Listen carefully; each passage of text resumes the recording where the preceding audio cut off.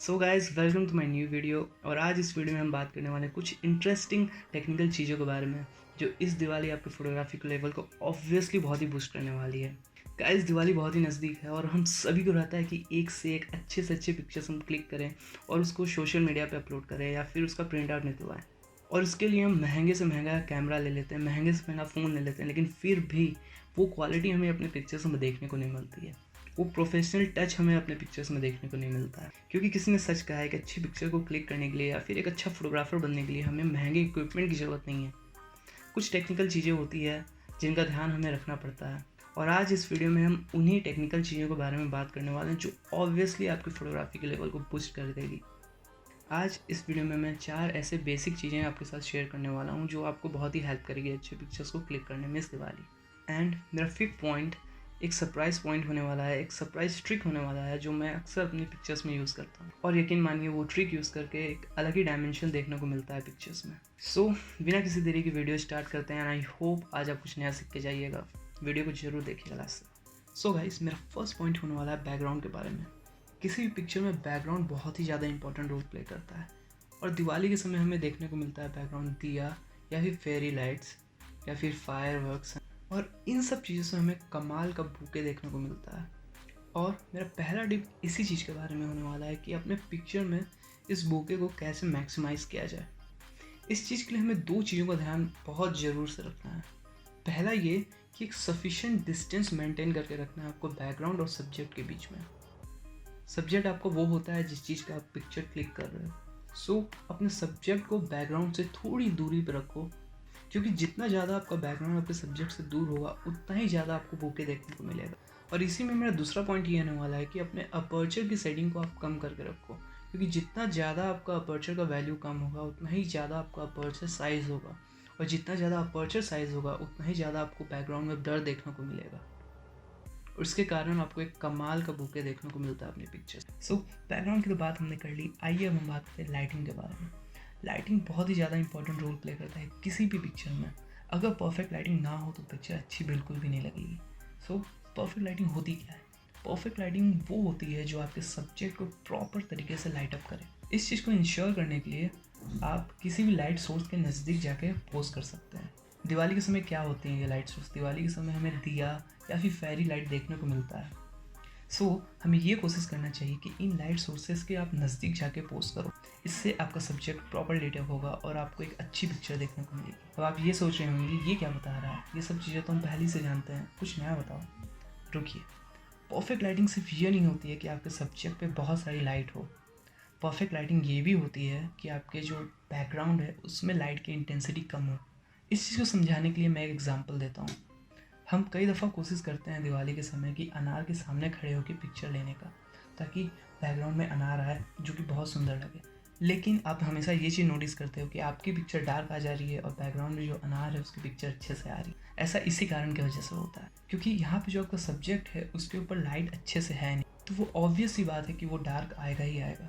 सो इस चीज़ को इंश्योर करने के लिए कि आपके सब्जेक्ट पे एक अच्छी लाइटिंग हो, उसके लिए आप अपने हाथों में दिया होल्ड कर सकते हैं या फिर अपने हाथों में फुलझड़ी या फिर रोशनी जला सकते हैं। इससे क्या होगा कि आपके सब्जेक्ट के ऊपर बहुत ही अच्छी लाइट होगी और बैकग्राउंड में अगर आप अनार रखते हो या फिर अगर आपके बैकग्राउंड में फेरी लाइट्स है तब पर भी आपका जो सब्जेक्ट है वो डार्क नहीं होगा।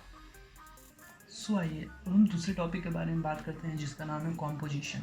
कॉम्पोजिशन ऐसे तो थोड़ा ज़्यादा टेक्निकल हो जाएगा और थोड़ा वास्ट टॉपिक है, लेकिन मैं कोशिश करूँगा कि आपको बेसिक में और अच्छे से समझाने का। आइए कॉम्पोजिशन समझने के पहले हम ये चीज़ समझते हैं कि एक पिक्चर में एक्चुअल में होता क्या है।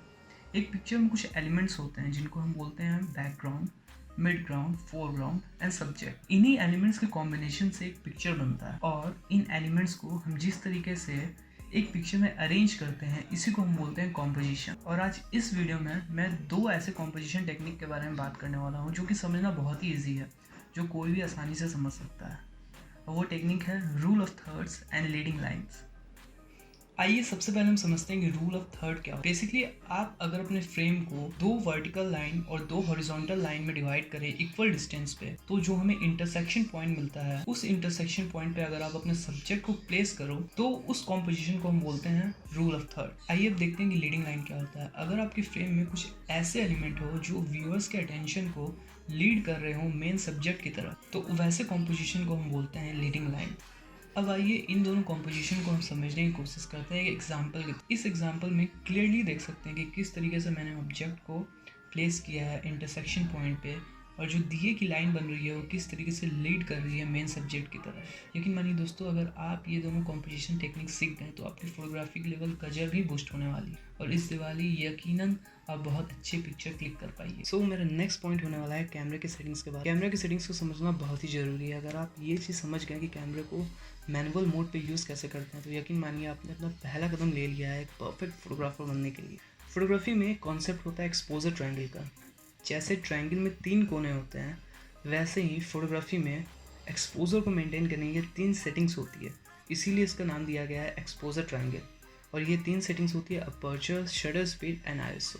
किसी भी पिक्चर में एक्सपोजर को मेंटेन करना बहुत ही ज़रूरी है। अगर परफेक्ट एक्सपोजर होता है तो आपकी पिक्चर बहुत ही अच्छी लगती है। अगर परफेक्ट एक्सपोजर नहीं होता है तो आपकी पिक्चर बहुत डार्क हो जाती है या फिर बहुत ही ज़्यादा ओवर एक्सपोज हो जाती है। सो इसी चीज़ को मेंटेन करने के लिए हम 3 सेटिंग्स यूज़ करते हैं, जो कि aperture, ISO and shutter speed. मैं इन डेप्थ इन सारी चीज़ों के बारे में बात नहीं करने वाला हूँ, क्योंकि वीडियो बहुत ही ज़्यादा लंबी हो जाएगी और टॉपिक से हट जाएगी। सो इन शॉर्ट मैं आपको बता देता हूँ कि अगर आप एक ऐसे लाइटिंग सिचुएशन में पिक्चर को क्लिक कर रहे हो जहाँ पे लाइट बहुत ही ज़्यादा है, तो आपकी शटर स्पीड के वैल्यू को ज़्यादा रखना पड़ेगा, अपर्चर के वैल्यू को भी ज़्यादा रखना पड़ेगा, एंड आईएसओ की वैल्यू को आपको कम रखना पड़ेगा। और इसी का अपोजिट होगा जब आप डार्क सिचुएशन में पिक्चर को क्लिक कर रहे हो। सो आइए अब हम अपने वीडियो के लास्ट पॉइंट के बारे में बात करते हैं। जैसा कि मैं आपको बोला था, ये एक सरप्राइजिंग ट्रिक होने वाला है जो कि मैं अपने बहुत ही सारे पिक्चर्स में यूज़ करता हूँ। और इस ट्रिक के लिए सिंपली आपको क्या करना है कि अपने कैमरे के लेंस के सामने कोई शाइनिंग ऑब्जेक्ट जैसे कि मोबाइल फ़ोन हो गया या फिर मिरर हो गया, उसको होल्ड करके रखना है कुछ इस तरीके से। और सिर्फ ऐसा ही करने से जो आपको रिफ्लेक्शन मिलता है लाइट्स का स्क्रीन के ऊपर, वो आपको गजब का लगता है। और दिवाली के समय दियाज और फेरी लाइट के वजह से जो रिफ्लेक्शन आपको देखने को मिलेगा और जो इफेक्ट उसका देखने को मिलेगा इस चीज़ के कारण, वो बहुत ही अमेजिंग होगा। ये बहुत ही सिंपल ट्रिक है लेकिन बहुत ही अमेजिंग ट्रिक है। इसके कारण एक अलग ही टाइप का रिफ्लेक्शन आपको देखने को मिलेगा, एक अलग ही टाइप का इफेक्ट देखने को मिलेगा आपको अपनी पिक्चर्स में। सो आज की वीडियो में बस इतना ही। आई होप आपको ये वीडियो बहुत ही अच्छा लग रहा होगा। आई होप आज आप कुछ नया सीखे होगे। अगर हाँ तो इस वीडियो को लाइक एंड मेरे चैनल को सब्सक्राइब जरूर करना।